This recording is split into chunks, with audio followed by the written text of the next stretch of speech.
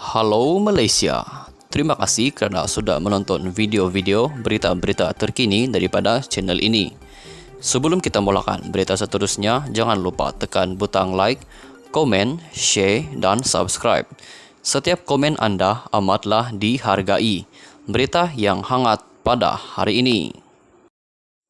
Hai, hello, salam sejahtera kepada seluruh rakyat Malaysia. Berita hari ini dipetik daripada syahbudin.com.net bertajuk Zahid Hamidi bebas kerana kelemahan ketara pihak mendakwa.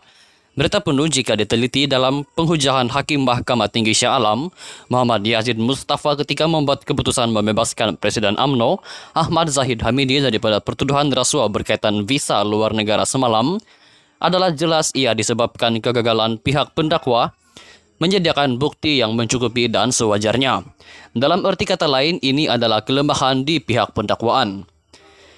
Lantaran itu, beliau memutuskan pihak pendakwa gagal mewujudkan prima facie terhadap Zahid Hamidi ditambah 3 saksi utama yang dikemukakan iaitu bekas pengarah Ultra Kirana Sendirian Berhad UKSB, Harry Lee Wui Kyun, Wan Koris Shahwan Abdul Ghani dan David Tan Siong Sun dianggap sebagai tidak berwibawa dan tidak boleh dipercayai. Dalam hujah berkaitan wang yang didakwa diberikan kepada Zahid Hamidi, Muhammad Yazid berkata beliau tidak dapat membayangkan bagaimana jutaan wang dimasukkan ke dalam sampul surat dan dihantar kepada bekas timbalan Perdana Menteri itu.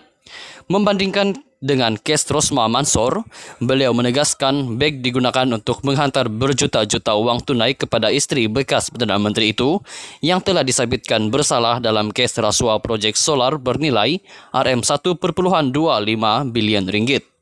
Ketiga-tiga saksi utama memberi keterangan bahawa semua wang tunai dimasukkan ke dalam sampul coklat pada setiap kali penghantaran.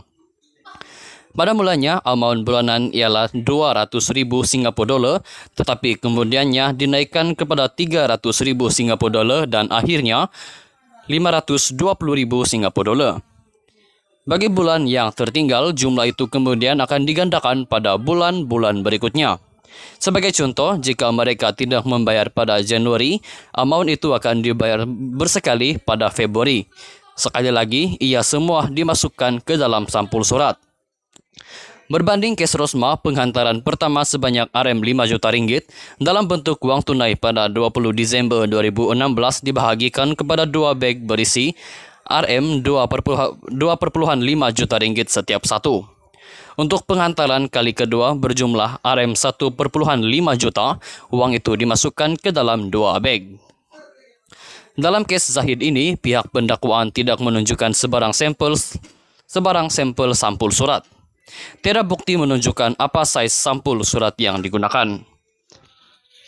Saya tidak boleh bayangkan saiz sampul apa yang boleh memuatkan wang tunai 600,000 Singapura dolar yang bersamaan dengan sekitar RM1.6 juta ringgit pada masa itu, kata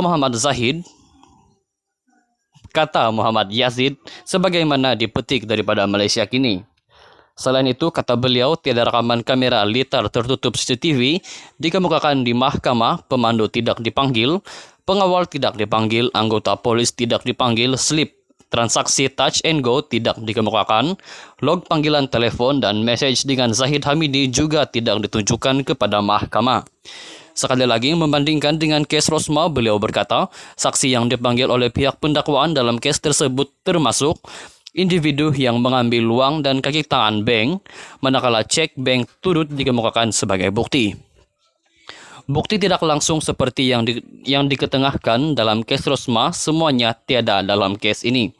Begitu juga ada gambar diambil dan pelan lakaran dalam kes Rosmah tetapi tidak dalam kes ini, tambahnya lagi.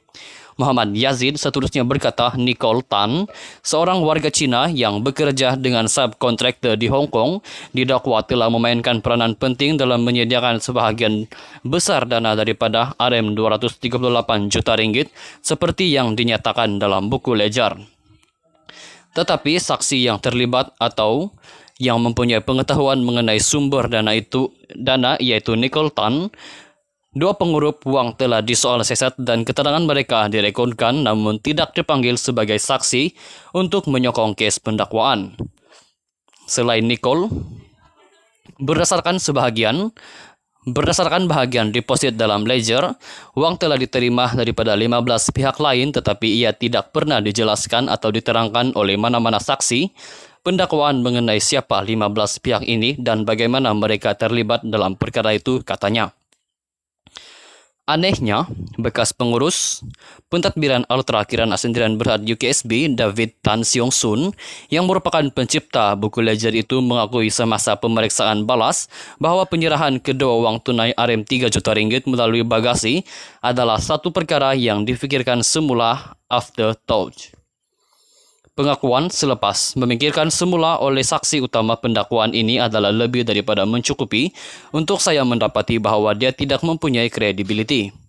Saksi ini di satu sisi memberi keterangan akan merekodkan pembayaran pada hari yang sama atau keesokan hari pembayaran, namun apa yang ditunjukkan kebanyakan ruang remark dalam buku ledger dibiarkan kosong.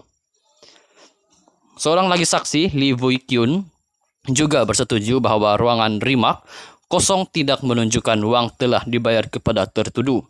Ruangan remark yang kosong itu menimbulkan kemungkinan seperti kesimpulan yang dicadangkan oleh pihak pembelaan bahawa wang itu mungkin diagihkan di kalangan 3 saksi utama itu kerana mereka mempamerkan gaya hidup mewah.